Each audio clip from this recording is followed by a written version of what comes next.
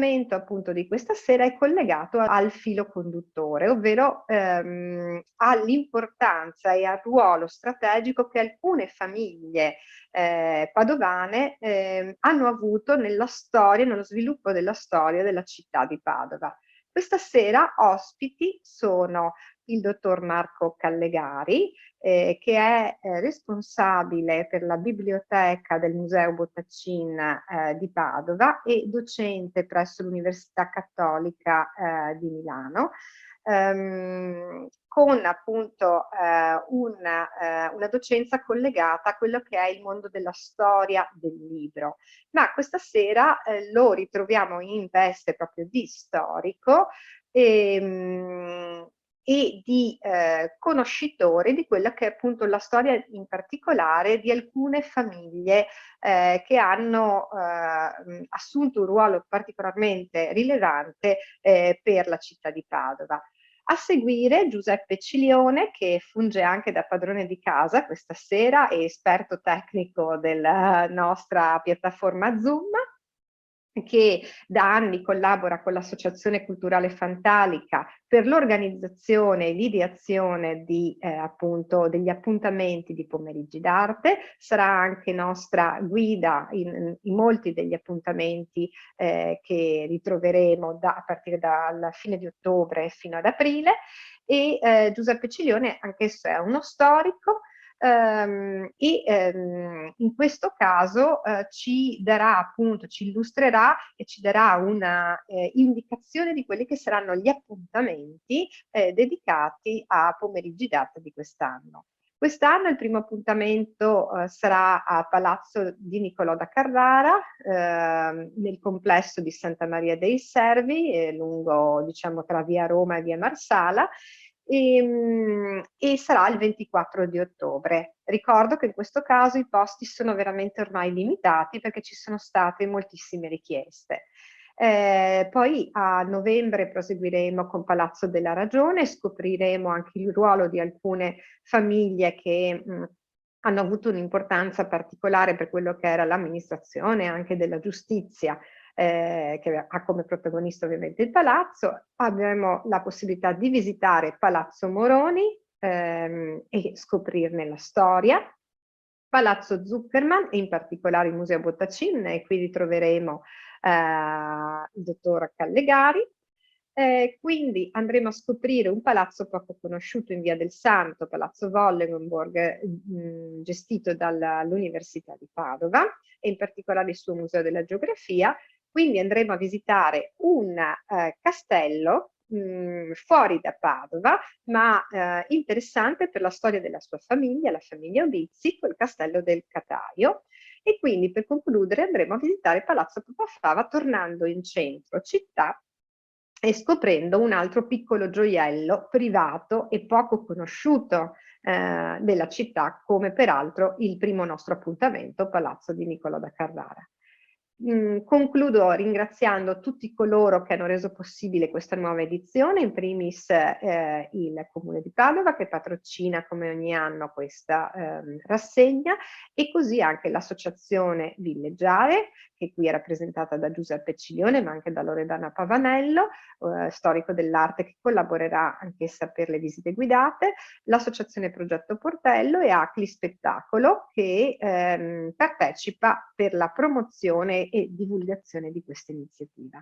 Vi ringrazio e ringrazio per la vostra partecipazione numerosa, ci fa molto piacere, e vi aspettiamo ai prossimi appuntamenti, i 7 appuntamenti di pomeriggi d'arte. Do la parola quindi a Giuseppe Cilione e quindi al dottor Marco Callegari. Buona serata. Allora, buonasera a tutti. Bene, vorrei cominciare con alcune piccolissime precisazioni. Non parlerò chiaramente della storia di tutte le famiglie di Padova, è impossibile, ci vorrebbero volumi, volumi e volumi. E devo dire che nessuno storico ci ha neanche mai provato, quindi a maggior ragione stasera io non avrò questa ambizione. Anzi, cercherò invece di fare una sorta di introduzione alla storia di quelle famiglie che sono state più rappresentative per certi versi, anche se non magari le più importanti, per la storia della città, cioè le famiglie diciamo nobiliari, quelle che si è tramandato di più la loro storia nel corso dei secoli. Partirei da due citazioni, non spaventatevi, due citazioni latine, ma c'è la traduzione ovviamente, e sono due citazioni però molto importanti, che stanno proprio alla base del concetto città e cittadinanza. La prima, come vedete, di Sant'Agostino, sono due citazioni molto famose. Roma non muore se non muoiono i romani. Infatti, che cos'è Roma se non i romani? Cioè, Sant'Agostino capisce che era un momento difficilissimo della storia dell'impero romano. C'erano i vandali che stavano invadendo il Nord Africa, i visigoti che saccheggiarono Roma per la prima volta dopo i Galli di Brenno, quindi erano passati più di 1000 anni, c'erano distruzioni, ma per rassicurare in qualche modo i suoi fedeli, i suoi amici, Agostino proprio sottolinea questo fatto: le pietre possono rovinarsi, possono essere disfatte, le abitazioni possono essere distrutte, ma una città non è soltanto fatta di pietre, anzi, la città è fatta dei suoi abitanti. Stesso concetto lo ritroviamo 2 secoli dopo in Isidoro di Siviglia. E questa è famosissima, una citazione famosissima, che addirittura è diventata poi il titolo di una bella mostra di qualche anno fa qui a Padova. Infatti la URBS, la città, cioè in questo caso c'è proprio la differenza molto chiara tra le due parole, URBS e civitas. Infatti se la URBS, intesa come città materiale, è costituita dalle mura, dalle sue stesse mura e tutto quello che ci sta dentro, la civitas, ovvero gli uomini, la cittadinanza, non è fatta dalle pietre, ma è fatta dagli abitanti. Ecco che allora che se quella mostra che abbiamo visto era incentrata invece proprio sulle mura di Padova, che diventavano il suo simbolo per certi versi, invece le famiglie, le grandi famiglie di una città diventano, io vorrei dire, il suo cuore, la sua anima. Non solo le grandi famiglie, a dire la verità, il vero cuore magari è tutta quella serie di famiglie, di artigiani, di borghesi, proprio borghesia da borgo, quindi della città stessa, che hanno creato e sono stati e sono tuttora il vero tessuto su cui vive e cresce una città. Però è anche vero che effettivamente le famiglie nobili sono quelle che molto spesso sono state identificate con la città stessa, e lo vedremo dopo. Nel periodo veneto e poi romano non abbiamo purtroppo molte notizie, anzi non abbiamo praticamente nessuna notizia riguardante alle famiglie importanti della città. Abbiamo pochi nomi tratti dai reperti archeologici di qualche magistrato, ma troppo poco per poter capire se effettivamente c'erano delle famiglie preponderanti o comunque che nel tempo hanno costituito, diciamo così, la classe dirigente della città stessa. L'unico nome che in qualche modo suggerisce questo è quello di Publio Clodio Trasea, a cui si è aggiunto il ulteriore cognome in peto dal suocero, dal famoso suocero che si era suicidato per la condanna a morte effettuata dall'imperatore Claudio. E Trasea, invece, Publio Clodio Trasea, si sa che era di nobile famiglia padovana molto antica e molto illustre. Questo vuol dire che effettivamente doveva essere stata una famiglia importante, ma non soltanto in Trasea, ma anche in tutti i suoi predecessori. Trasapeto muore anche lui per una condanna a morte, stavolta di Nerone. Ed è proprio il rappresentante, lo rimane anche durante poi tutto il Medioevo e anche la modernità, di un atteggiamento aristocratico conservatore legato alle tradizioni, in questo caso le tradizioni repubblicane, e un po' in contrasto con il mondo dell'impero che si stava ormai affermando nella capitale romana, e per questo rimane un po' un esempio anche di direttezza, di coerenza.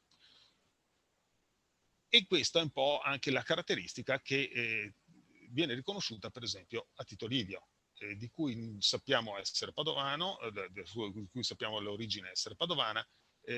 Pare però che fosse più la madre che il padre, ma di Tito Livio sappiamo veramente gran poco. Quindi purtroppo dobbiamo passare completamente periodo, balzare praticamente di parecchi secoli, e le prime notizie effettive che noi abbiamo proprio sulla città anche di Padova sono notizie riguardanti diciamo il periodo comunale o l'inizio del periodo comunale. Cosa succede? Cosa si intende soprattutto a Padova per concetto di nobiltà? Com'è che certe famiglie diventano considerate nobili? Sì, perché è una questione chiave, a cui non è, tra parentesi, assolutamente facile rispondere con precisione. Bartolo da Sassoferrato è stato il più importante giurista della sua epoca ed è il primo che si chiede effettivamente che cos'è la nobiltà. Com'è che una famiglia diventa nobile? Famiglia, cosa si intendeva intanto per famiglia? All'epoca si intendeva un gruppo di persone imparentate tra di loro per via maschile. Questo era l'unico criterio di appartenenza. Nei documenti legali appare il nome della persona e il nome del padre, filius oppure quondam del fu, il nome del padre seguente. Infine veniva aggiunto, ma non sempre, il nome della famiglia, se esistente. Per le persone normali, gli artigiani, i contadini, non esisteva all'epoca ovviamente un cognome. Il cognome però verso la fine del XII secolo c'è per tutte le famiglie, tra virgolette, nobili, cioè importanti. Per esempio, rimanendo a Padova, troviamo i Dalesmanini. Da dove deriva Dalesmanini? Dalesmanini deriva da un nome proprio, Dalesmanino. Erano figli di Dalesmanino e quindi il cognome poi della famiglia diventa per l'appunto Dalesmanini. E Buzzaccarini, da Buzzaccarino, da un nome proprio anche questo. Da Carrara invece derivano dal luogo. Il Castelnuovo lo stesso. Il Papafava, altro caso, è un ramo della famiglia da Carrara che per distinguersi assume una sorta di soprannome, i da Carrara Papafava. Ecco che questa è l'evoluzione con la nascita del cognome, che è legata proprio alle famiglie più importanti, non alle famiglie della gente normale. E già questo è considerato un segnale di distinzione. E Bartolo Sassoferrato riesce alla fine come dire, a fissare la nobiltà, i requisiti della nobiltà in due punti. E la nobiltà, secondo lui, era la qualità conferita da un sovrano, cioè era necessario che ci fosse una qualità conferita però da un sovrano, che poteva essere un re, un marchese, un duca, un conte importante, oppure da un comitato, che poteva essere, il comitato era di fatto la Chiesa, dotato di del potere di legiferare, quindi solo la Chiesa, i vescovi. E questa qualità che veniva conferita a una famiglia la innalzava al di sopra del popolo normale. Un secondo requisito poteva essere una carica che veniva affidata, che veniva data a una persona che dopo di fatto la manteneva all'interno della famiglia, che comportava di fatto una qualifica, diciamo, di tipo nobiliare, quindi di distinzione, perché tutti gli altri non potevano averla. Però questo fatto Bartolo da Sassoferrato ammetteva che era però legato a delle usanze locali, quindi non poteva essere un dato necessario e condiviso in tutto l'Occidente, in tutto il mondo europeo dell'epoca. E è un problema perché mica tutti i nobili, quelli che sono poi che sono diventati nobili o considerati tali, hanno ricevuto una investitura da parte di un sovrano o comunque di qualcuno all'interno di un sistema, diciamo così, feudale. Anzi, qui in Italia poteva essere più facile al di là delle Alpi, ma qui in Italia molto meno, c'erano i comuni, c'erano le città. A Padova, che cosa succede a Padova? A Padova sappiamo dalle varie cronache dell'epoca, del 300, qualcosina anche precedenti, ma non ci sono pervenute se non appunto con accenni in epoca più tarda, che gli usi erano leggermente diversi. Cioè Giovanni da Nono, in questo caso, che è stato un grande cronachista del 300, le sue opere sono più o meno datate tra 1314, 15, 1318, al massimo 1320. Sono tre e tutte e tre vertono su Padova.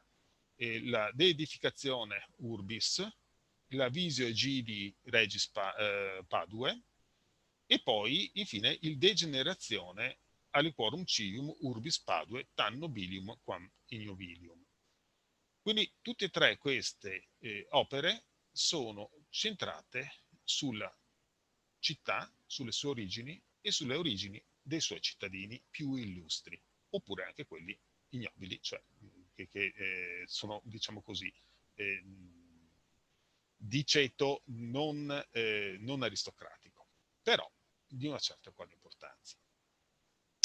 Giovanni da Nono era un giudice, quindi era un giudice e faceva parte di una famiglia nobile, tra virgolette, sposato con una Dadotto, Dauli Dadotto, quindi altra famiglia in vista della città, di antico lignaggio, e quindi la cosa che secondo lui doveva essere condizio sine qua non, cioè doveva essere necessaria assolutamente per poter determinare la nobiltà di una famiglia, era la concessione da parte dell'impero di un privilegio, di un privilegium, ovvero doveva avere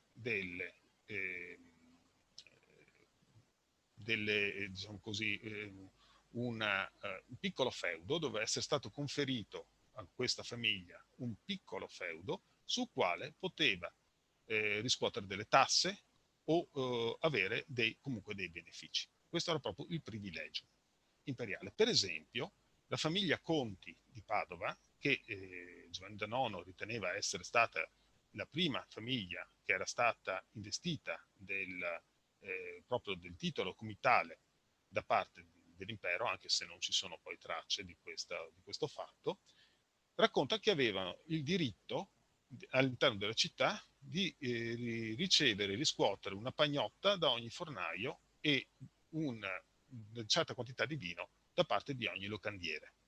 Quindi era proprio una sorta di, chiamiamola decima, una tassa che doveva essere pagata. E questo doveva essere esercitato all'interno della città, oppure all'interno del territorio governato poi dal comune. È da notarsi però che i privilegi imperiali antichi erano stati aboliti dal comune alla fine del XII secolo, e molto spesso di questi privilegi, del documento del privilegio, si era persa completamente traccia, quindi non è che fosse molto facile poi comprovare questo privilegio.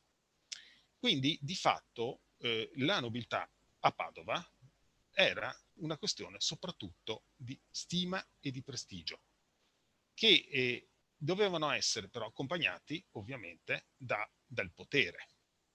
Un potere che poteva, dal potere della famiglia, che doveva anche essere in qualche modo temuta, perché poteva mettere in crisi, mettere in pericolo l'autorità del comune stesso. Quindi erano personaggi importanti, forti, potenti, di cui avere anche timore. Come si arrivava a diventare tali? O per un passato guerresco della famiglia, oppure per un passato da, diciamo, usurai, da prestatori di soldi, che quindi hanno famiglie che erano diventate molto molto ricche, dalla mercatura. Anche questo.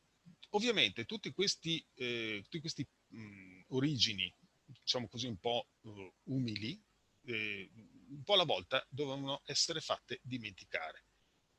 E, e questo comunque è un percorso che, come vedremo tra poco, verrà effettuato proprio da parte di tutte le famiglie padovane più importanti.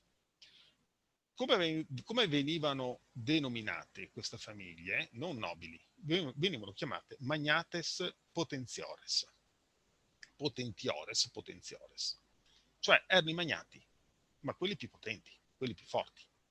Quindi più ricchi e più forti. Queste erano le due caratteristiche, e di prestigio, chiaramente, le caratteristiche che Giovanni da Nono riconosceva a queste famiglie, tra virgolette, nobili.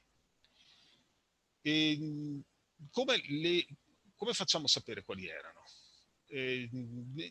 Negli statuti padovani, scritti tra il 1225 del comune di Padova, tra il 1225 e il 1278, c'è alla fine una serie di un elenco di una serie di famiglie che esercitavano il potere giudiziario in determinate parti del contado, non a Padova ovviamente, ma in determinate parti del contado per conto del comune. Cioè il comune non poteva mandare soldati, perché non ne aveva ovviamente all'epoca neanche la possibilità, e sfruttava la milizia di questi cittadini, perché nel frattempo dovevano tutti essersi inurbati, per poter esercitare appunto il potere giudiziario, soprattutto nei confronti dei fuorilegge. E in questo modo abbiamo delle liste e vediamo effettivamente che ci sono le famiglie più antiche, alcune quantomeno delle famiglie più antiche, che erano proprio stabilite nel territorio. Per esempio, i marchesi d'Este, gli Estensi, all'epoca ancora, siamo nel 1200 fino al 1278 circa, erano a Este, a Calaone, a Cero, sul Monte Cero. Scusate un secondo.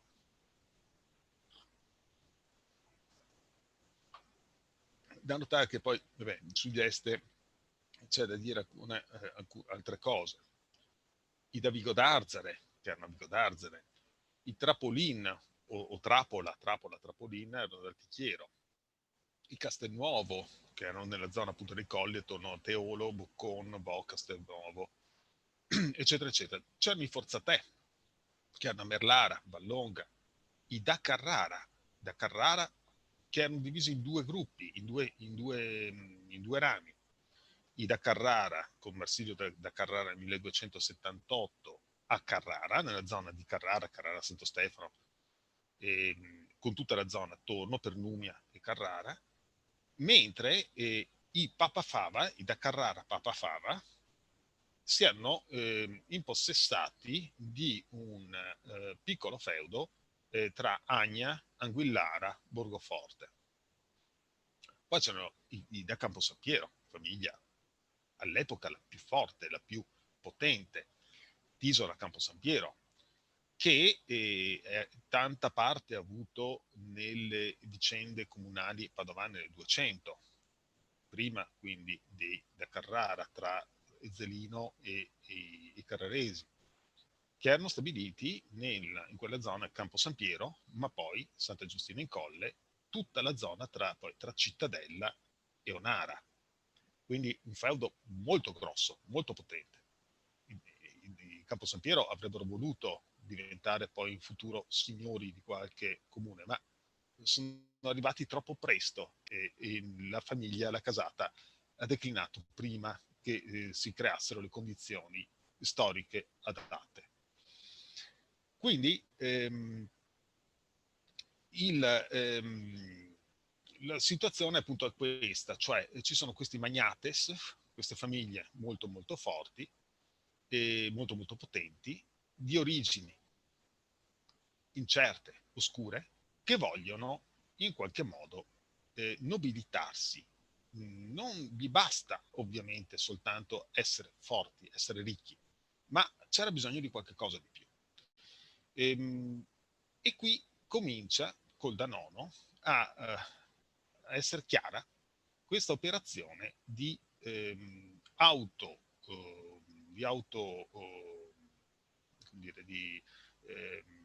autocreazione di una genealogia nobile eh, che possa però che possa nobilitare la casata, però di fatto di origine totalmente, assolutamente fantastica. Ecco che allora Giovanni da Nono, nel Degenerazione, riporta alcune, quindi nel Degenerazione delle varie, della nascita delle varie famiglie padovane, riporta queste nuove origini un po' leggendarie e le avvalora, pur dicendo sì, non sappiamo esattamente, però ci dà valore, ci dà credibilità. Non le prende, attenzione però, non le prende tanto dalla mitologia greco-romana, oppure dalle storie greco-romane, dalla tradizione greco-romana. Qualche famiglia lo fa, e vedremo anche qua, perché diventava troppo difficile e anche poco credibile, tutto sommato. Bensì più dalla epica carolingia e provenzale, nonché franco-veneta, tipo la Entrée d'Espagne, poi questi poemi in una lingua che è a metà tra l'antico francese e il veneto locale. Erano quelli proclamati dai trovatori in giro per le città, in giro per tutta la pianura veneta fondamentalmente. E qui troviamo appunto alcune famiglie di cui crea veramente una origine fantasiosa.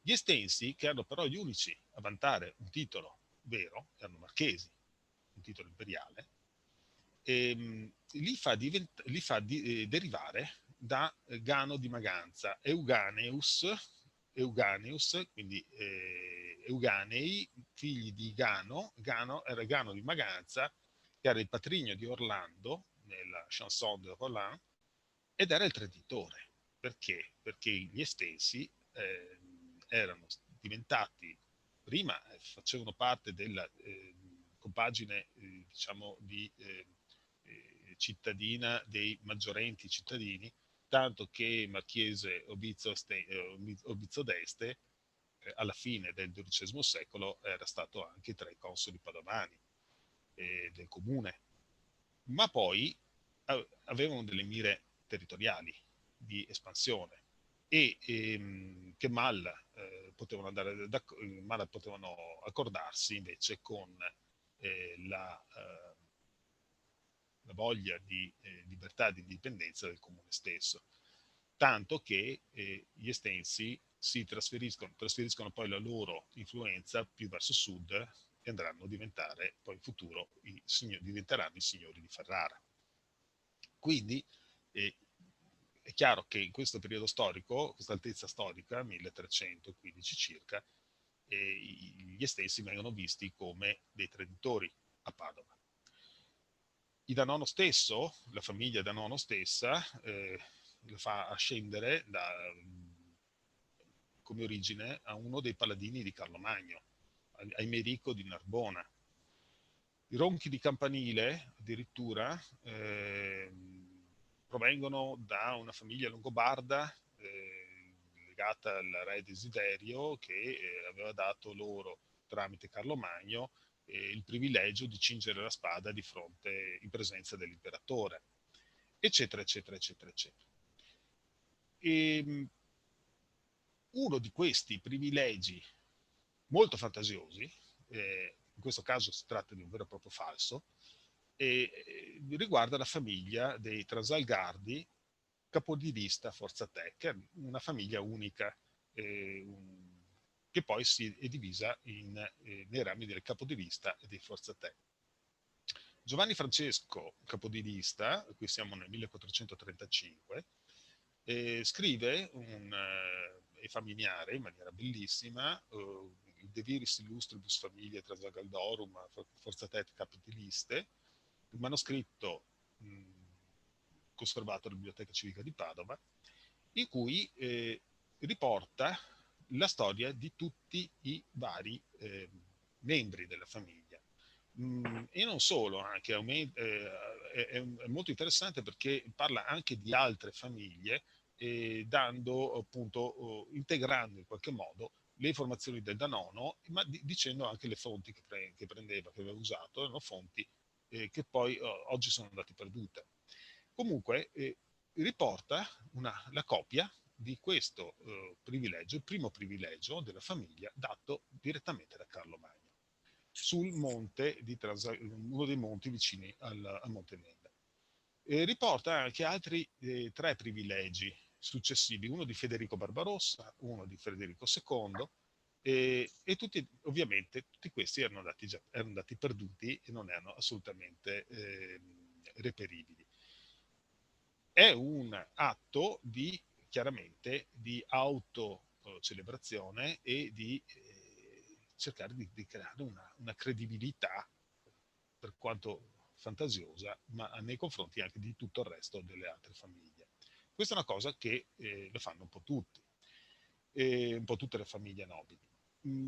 Parlavo prima della moglie di Giovanni Danono, che faceva parte della famiglia Dauli Dotto, e questa deriverebbe, secondo Danono, dalla Porta d'Aulia di Troia, quindi direttamente origini troiane. Era una tecnica usatissima, cioè partire da un nome per cercare di un'etimologia che potesse spiegare, e questa etimologia diventava ovviamente la verità. Ecco. Diverso ancora è il caso della famiglia Vitaliani. È molto interessante. Qui la famiglia Vitaliani deriverebbe invece addirittura da Santa Giustina, ovvero dal padre di Santa Giustina, quel re vitaliano che aveva retto Padova. Qui ovviamente poco sapevano dell'impero romano, di come funzionassero le cose, che era stato appunto padre di Santa Giustina, e la famiglia ovviamente faceva ascendere a questo progenitore le proprie origini. Gli italiani poi, l'assonanza con Vitellio è automatica, l'imperatore Vitellio, imperatore romano, e effettivamente nella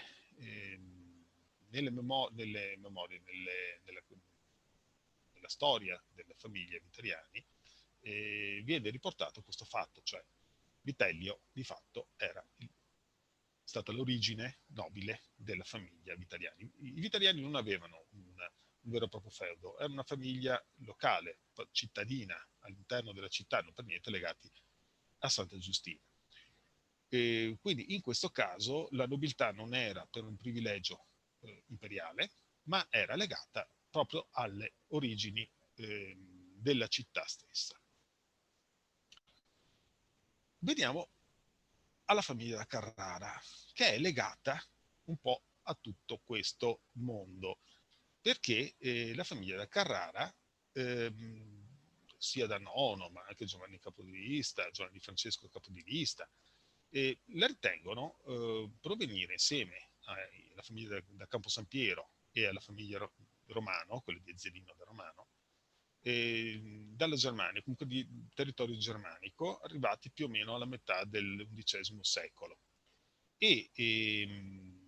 Dove inseritesi nella pianura vicino a sud di Padova, avevano creato un piccolo feudo che nel corso del XII secolo la famiglia aveva ricevuto una serie di privilegi imperiali molto piccoli, molto specifici, ma che in qualche modo la facevano diventare nobile. Nel corso, noi conosciamo tutti quanti, do per scontato la conoscenza della storia della famiglia, che diventa poi la signoria di Padova, i signori di Padova diventa. Ma nel 1348 anche da Carrara sentono l'esigenza di avere un vero e proprio privilegio imperiale. Addirittura il vicariato, diventano vicari dell'imperatore per Giacomo II, per il Padovano, per Padova e tutto il Padovano. Quindi diventano effettivamente nobili dal punto di vista appunto di Danono, ma anche di Bartolo di Sassoferrato. Danono non parla ovviamente di origine fantastiche nobiliari della famiglia da Carrara, ci pensano loro stessi. Eccolo qua, Francesco II da Carrara, dopo il 1390, cioè quando riconquista la città ai Visconti, e Francesco Novello, si autocelebra, e celebra sé e ovviamente anche tutta la sua famiglia, con la prima medaglia conosciuta al mondo, in cui si raffigura alla romana, e non è il suo viso, che sia ben chiaro, non è un ritratto di Francesco Novello questo. Perché prende, guardate caso, il spunto da una moneta di Vitellio, che si faceva chiamare Germanicus, e Francesco Novello aveva utilizzato delle milizie imperiali tedesche per riprendere la città, ma soprattutto Vitellio, italiani, la sua madre, Fina Buzzaccarini, moglie di Francesco il Vecchio, era per parte di madre discendente, era comunque legata alla famiglia Vitaliani. Si dice che fosse legata alla famiglia Vitaliani, è sempre stato comunque sostenuto questo. Quindi Francesco Novello si sentiva un erede di Vitellio, quindi in qualche modo sottolineava la sua ascendenza imperiale, regale, che poteva giustificare in qualche modo il fatto di essere signore di Padova. Alla morte del padre, probabilmente, cioè Francesco il Vecchio muore prigioniero nel 1393 a Monza, in mano dei Visconti ancora, fa coniare una medaglia celebrativa del padre, in memoria del padre. Anche egli raffigurato alla romana come Vitellio, anche se anche in questo caso non è un vero e proprio ritratto, anzi. Questa è una prova di quella medaglia che abbiamo visto prima, che è stata in questo caso fusa, funziona su tondello che doveva essere, che anzi sicuramente era una moneta romana di Antonino Pio, e proprio alla romana. Era un altro segno, un ulteriore segno delle origini imperiali della famiglia.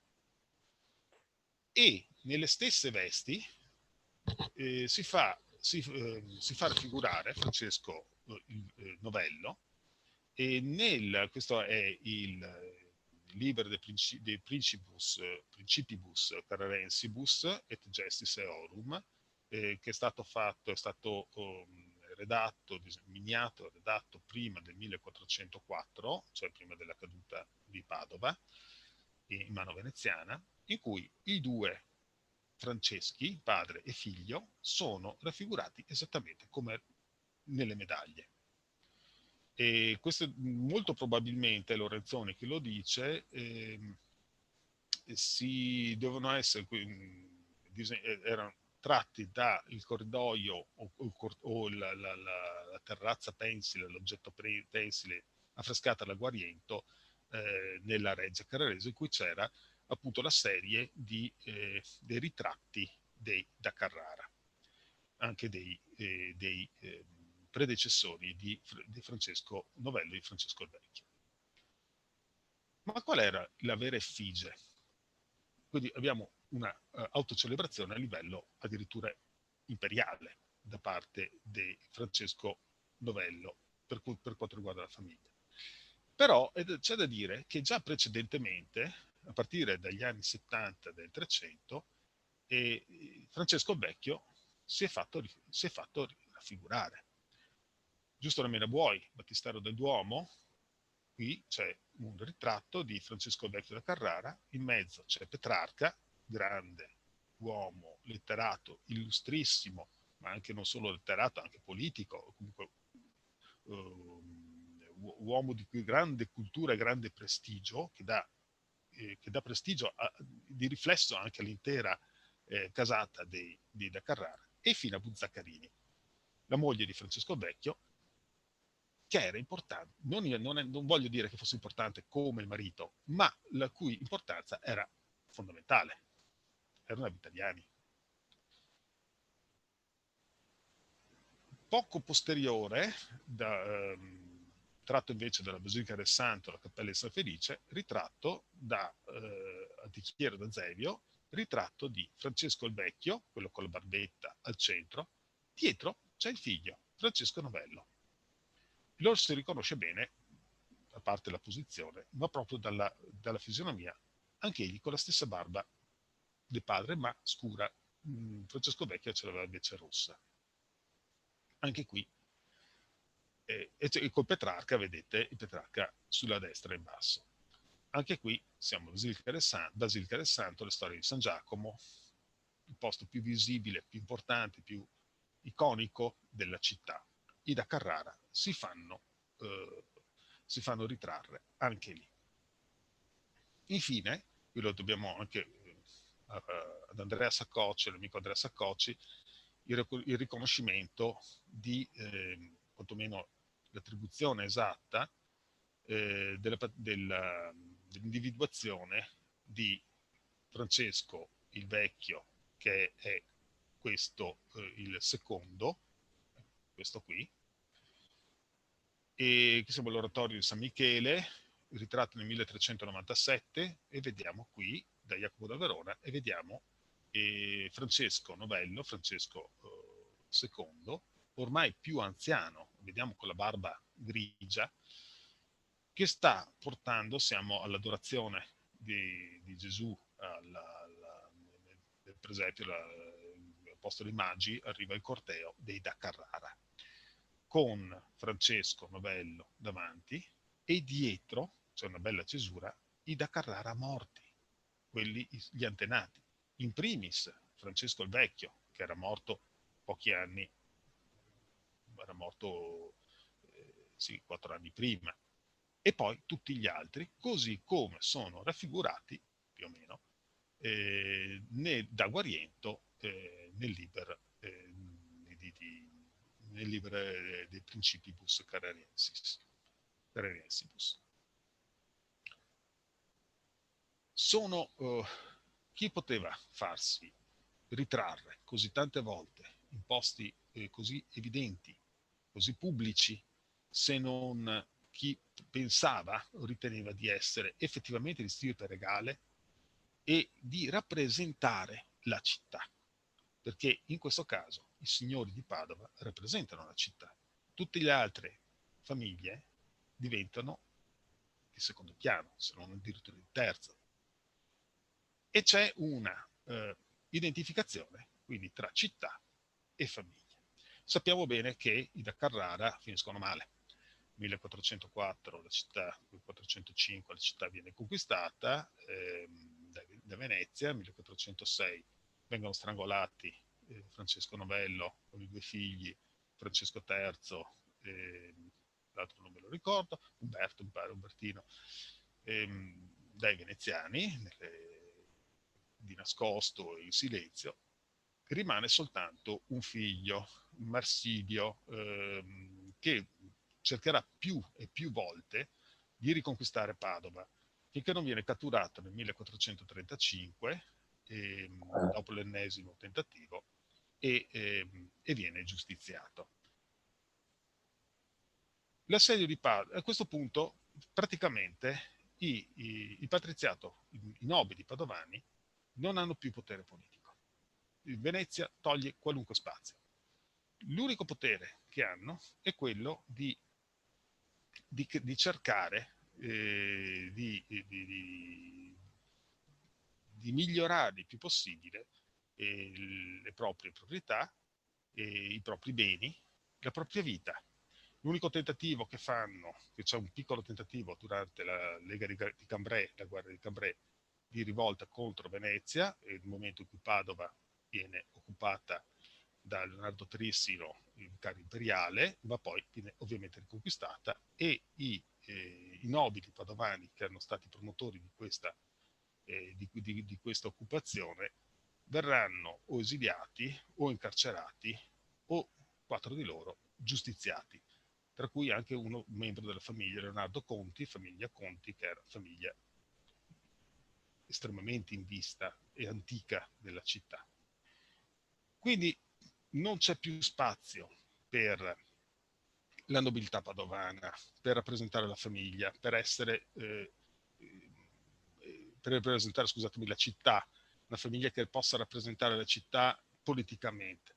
E si rifugiano un po' tutti in altro, come ho già detto, nella gestione delle proprie terre, oppure nell'arte, nel momento della creazione di grandi raccolte, di grandi collezioni d'arte, più o meno nascoste, non particolarmente conosciute dalla città, ma penso anche semplicemente alla quadreria Capodilista, che fa parte ormai dei musei civici di Padova, ma poi c'è la quadreria Conti, di tutte le famiglie più importanti, dell'Azzara. Diventano parte principale, i nobili, queste famiglie, dell'Accademia dei Ricovrati, che non a caso nasce nel 1599, quindi in questo periodo in cui appunto non c'è più spazio in altro posto. E poi, ovviamente, nella raccolte non solo d'arte, ma anche di antiquariato, e con la pubblicazione anche di studi in cui cercano di nobilitare se stessi, anche se non c'è più non c'è più spazio da un punto di vista proprio politico. Penso ai vari Giovanni dell'Azzara, già il conte del Palù, che scrive una genealogia della propria famiglia, nonché il grande numismatico, grandissima raccolta numismatica, Giacomo Zabarella, siamo in pieno 600, grande genealogista, molto fantasioso, molto fantastico, ma che quando una famiglia, qualcuno cercava uno scrittore che potesse creare delle origini più o meno fantastiche, leggendarie, ma che potessero celebrare la propria famiglia, si rivolgevano a lui. Sertorio Ossato, Carlo Dottori, il grande scrittore. Ecco, qui finisce poi con la Rivoluzione francese finisce anche il mondo della nobiltà, dell'aristocrazia, dell'ancien regime. Cambiano le cose, nell'Ottocento ci saranno poi invece le patenti di nobiltà date dall'impero austro-ungarico, ma quella diventa già un'altra storia. Quindi il momento chiave, il momento principale, il focus della creazione della nobiltà, dell'aristocrazia padovana rimane il Medioevo, fino al 300. Dopo è un mondo che finisce, è un mondo che termina. Bene, con questo penso di aver terminato, anche perché il tempo è finito. Quindi Giuseppe, ci sei? Eccomi qua. Adesso se mi chiudi la presentazione, esatto, passiamo alla seconda parte. Io certo. Intanto ecco fatto. Direi che se avete domande relative potete già cominciare a scriverle. E dove sarà finito? No. Scusate, ma si deve essere chiuso. Nel frattempo colgo l'occasione per ringraziare il dottor Callegari per averci appunto accompagnato in questa carrellata molto interessante sulla storia delle origini delle famiglie padovane e sulla curiosa storia anche del concetto di nobiltà di queste famiglie che hanno cercato di identificarsi proprio con la storia non solo di Padova, ma addirittura di Roma in alcuni momenti. Bene, diamo la parola a Giuseppe.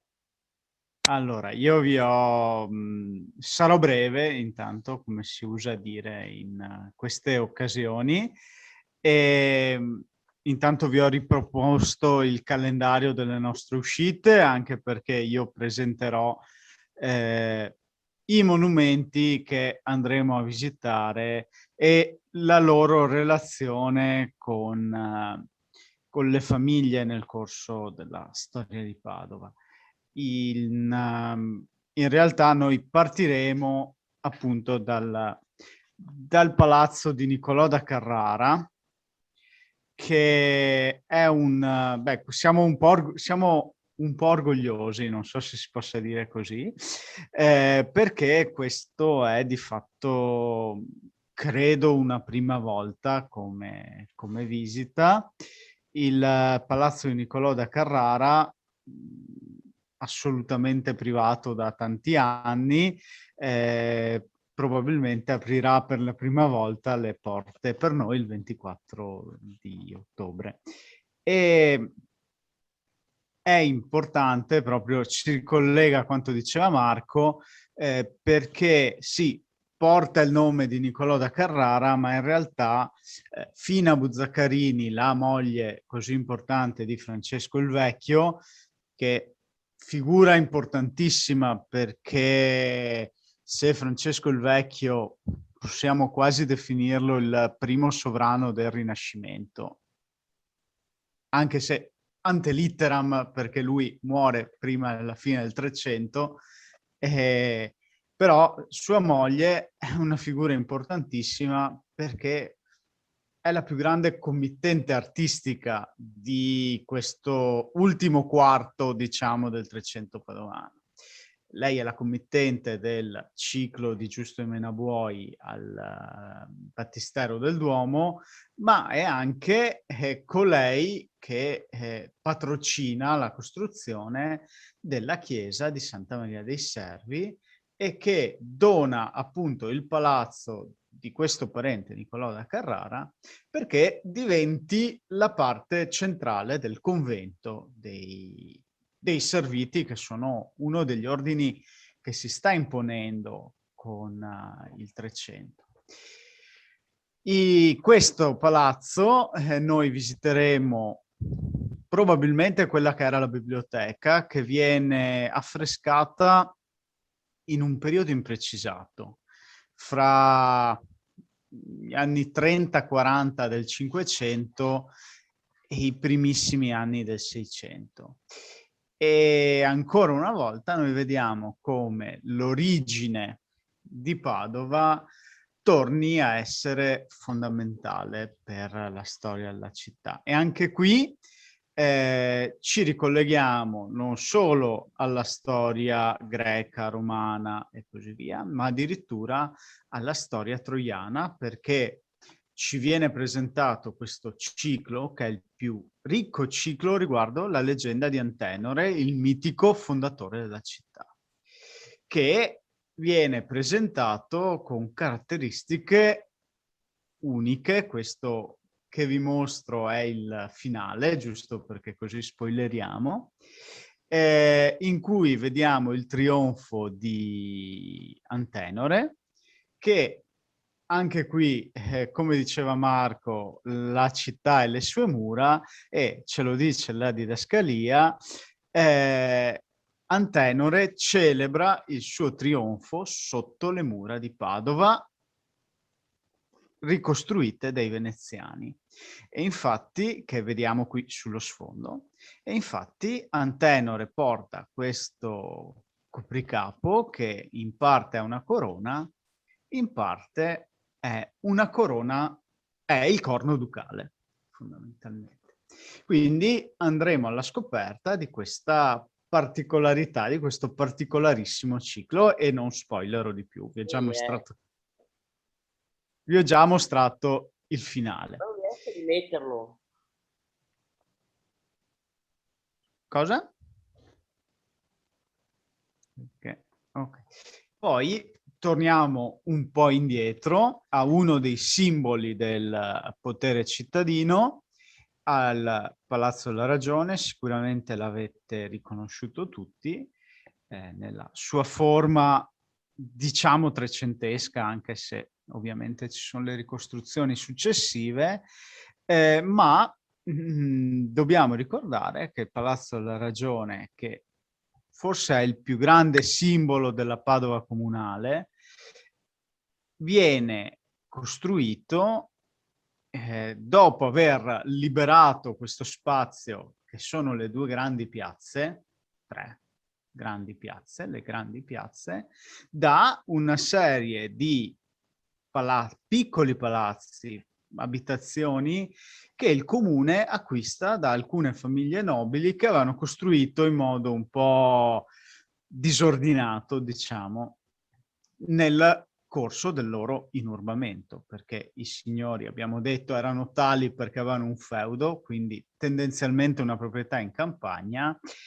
Dopo l'anno 1000 cominciano a entrare in città, perché la città dopo l'anno 1000 ricomincia a vivere, e soprattutto c'è una ripresa dei commerci, e quindi ci sono soldi che girano, e per il centro del potere non è più nelle campagne, ma ritorna a essere la città, e quindi i nobili un po' accorrono a costruirsi una casa in città, fino a che non prevale il comune con il 200, che decide di fare Piazza Pulita e di costruire questo enorme simbolo della propria potenza. Infatti, se andiamo nella immagine guida della nostra, non ce l'ho qui purtroppo, nell'immagine guida della nostra conferenza, che è la visione di Padova di Giusto di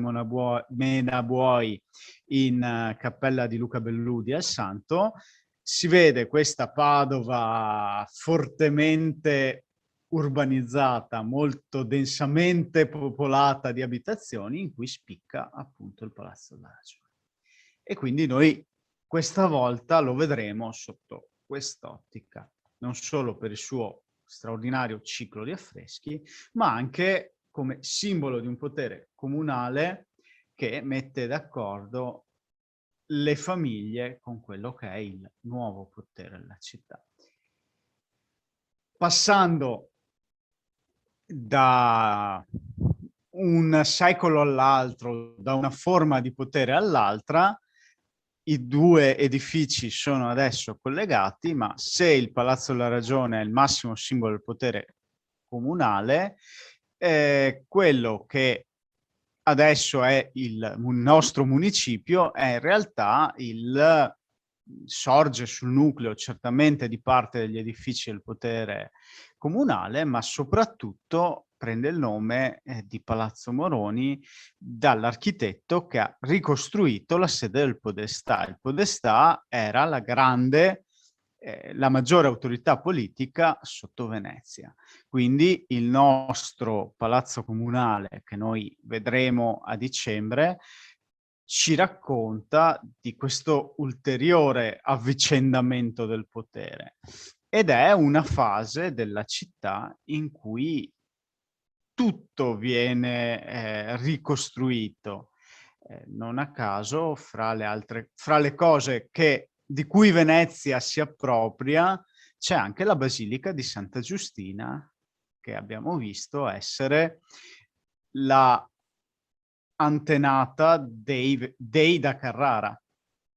Antenata, fra virgolette, perché Santa Giustina è vergine e martire, quindi non ha avuto una discendenza propria, ma probabilmente i suoi fratelli in qualche modo, che non ci sono stati tramandati, hanno avuto una discendenza nei Buzzaccarini e quindi in Francesco Noello da Carrara. Quindi anche questo palazzo noi lo guarderemo sotto questi occhi, sotto gli occhi di questo potere che si rinnova sotto nuove forme.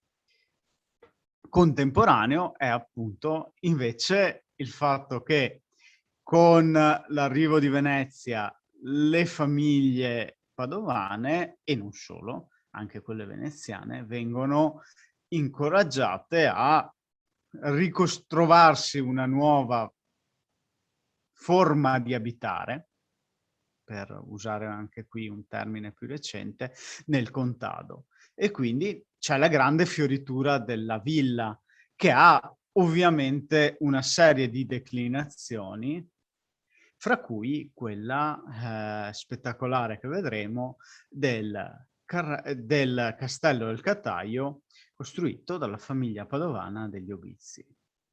E anche qui andremo alla scoperta di questa particolare evoluzione. Però i carraresi fondamentalmente non muoiono mai. Perché il nostro ciclo di incontri, come parte dal Palazzo di Niccolò da Carrara trasformato in convento dei servi, si chiude con un palazzo Papafava, che i Papafava sono ciò che rimane della famiglia Carraresi. Infatti, fra l'altro, anche i due palazzi si trovano a un centinaio di metri, credo, uno dall'altro. Questo è Palazzo Papafava, via Marsala, che ci parla anche di un altro grande momento sconosciuto della storia artistica di Padova, che è Padova è appena entrata come urbs picta per i cicli affrescati del Trecento nella lista dei siti patrimonio dell'umanità dell'UNESCO.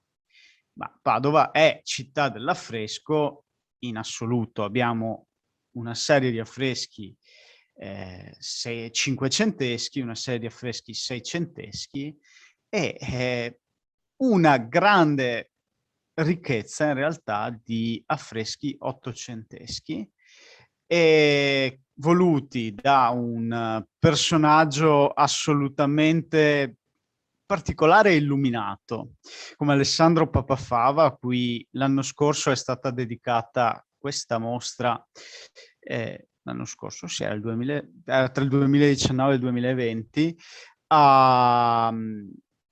al Museo Palladio a Vicenza. Lui era un grande amante di Palladio, dell'architettura, dilettante di architettura, collezionista di una serie reperti e molto amico di Antonio Canova, presso cui ogni tanto faceva dei tour a Roma e collezionista anche di Canova. E lui nel suo palazzo, nel palazzo che acquista in via Marsala, si fa realizzare un appartamento che lui definisce imperiale e che fa affrescare da uno degli allievi prediletti di Antonio Canova, che è Giovanni de Min, questo importante pittore dell'Ottocento, probabilmente il più grande pittore neoclassico dell'Ottocento, del Veneto, che era il preferito di Antonio Canova e che ha una pessima sfortuna, se così si può dire, a Padova, perché è odiatissimo dagli austriaci perché è di idee filofrancesi. Ma lui si rifugia nelle dimore padovane della nobiltà padovana, che è tutta nella prima metà dell'Ottocento di ideali, per così dire, giacobini. Così come, e quindi ci ha regalato queste perle nascoste. Molti palazzi dell'Ottocento padovano hanno delle perle nascoste, opera di Giovanni de Min, che noi conosciamo principalmente per il suo lavoro nel Caffè Pedrocchi. Ma noi andremo alla scoperta di del cosiddetto appartamento imperiale all'interno di Palazzo Papafava. De Min condivide la fortuna o la sfortuna, se così si può dire, con un altro grande dell'Ottocento padovano, che è il buon Iapelli, di cui qui vi ho messo un progetto di architettura perché stava bene con Alessandro Papafava. Questa era la sua idea di come doveva essere l'università in Prato della Valle. Ovviamente Iapelli, anche lui filo francese, non ha mai avuto particolare fortuna col governo austriaco e quindi abbiamo avuto solo questa serie di progetti e di ville realizzate da Iapelli per le stesse famiglie.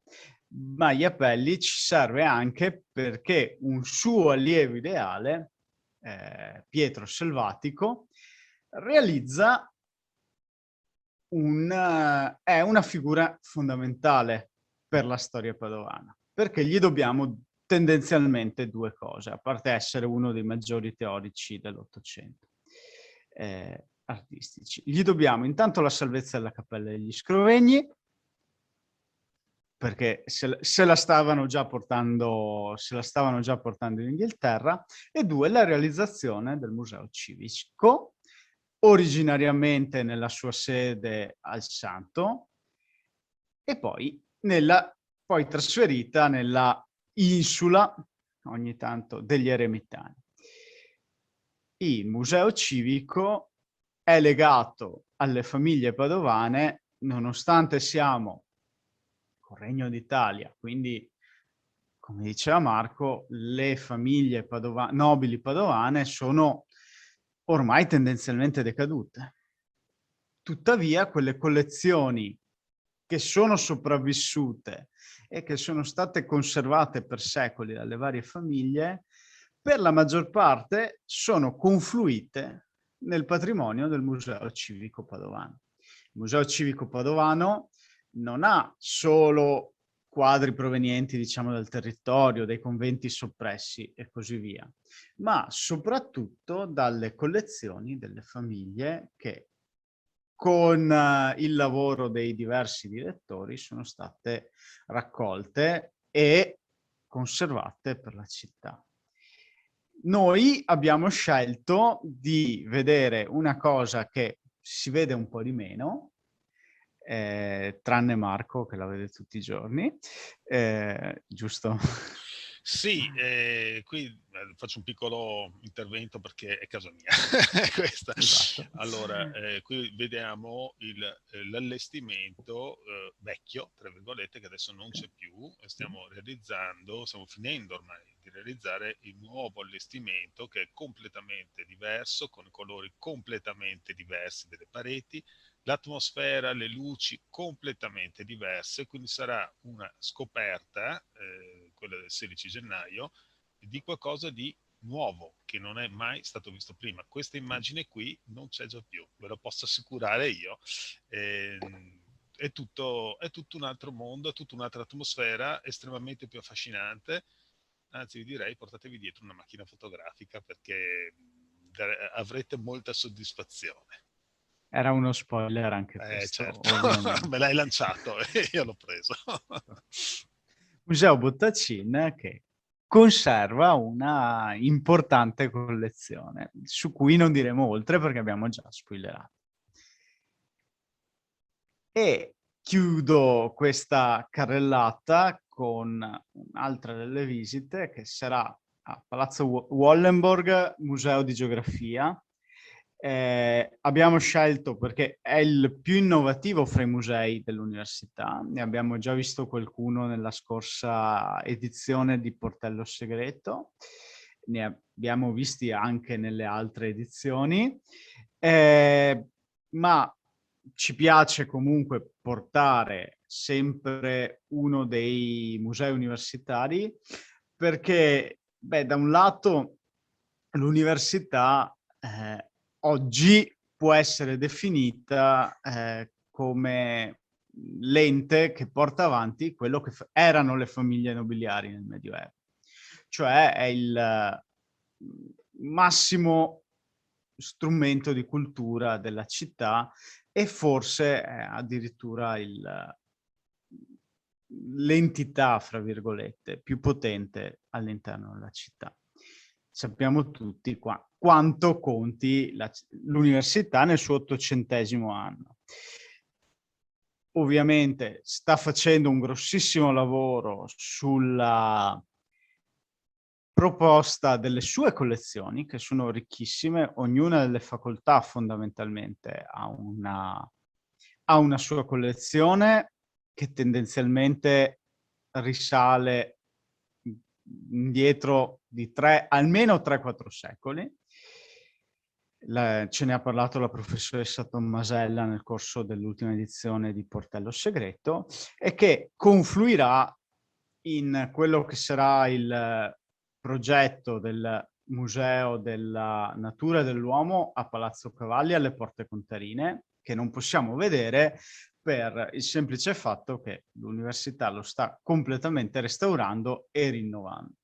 Quindi puntiamo su presentarvi il Museo di Geografia a Palazzo Wallenborg, quindi in Via del Santo, uno perché è molto innovativo e quindi ci permette anche di presentare ai più giovani, diciamo così, qualcosa di nuovo, e due perché il Museo di Geografia fa anche un importante lavoro di mappatura del territorio padovano, che ha un po' lo stesso obiettivo, lo stesso quello che facciamo noi in modo leggermente diverso con i nostri progetti come Pomeriggi d'Arte o, ormai l'ho citato più volte, Portello Segreto. Quindi è un po' il menù. Ho cercato di non spoilerare troppo, anche se qualcosa l'abbiamo detto, ma vi attendiamo alle visite guidate, che adesso piano piano vado a recuperare. Eccole qua. Grazie a Giuseppe Ciglione, che come sempre ci accompagna con entusiasmo in questa scoperta dei nostri tesori della città, e ringraziamo anche tutti voi per la vostra presenza numerosa. Ci auguriamo di potervi vedere dal vivo nelle prossime visite, e ricordiamo che appunto gli appuntamenti sono 7, una volta al mese, a partire dal 24 di ottobre per concludere il 3 di aprile. Dal mese di maggio in poi invece ci sarà la nuova edizione di Portello Segreto, che comunque permetterà di conoscere altri angoli della città. Questa è una rassegna che insieme alle altre che organizziamo si inserisce in un progetto più ampio, incontra l'arte con Fantalica, La nostra è un'associazione culturale che vuole incontrare l'arte e che fa dell'arte un'occasione non solo di aggregazione, ma di miglioramento della qualità della vita di tutti noi cittadini, e anche consapevolezza delle nostre origini e della bellezza del nostro territorio. Grazie a tutti, grazie per la vostra partecipazione, grazie al dottor Ciglione e al dottor Callegari per la competenza, l'entusiasmo con cui avete saputo raccontare la nostra città, le nostre famiglie. Grazie a tutti voi, buona serata.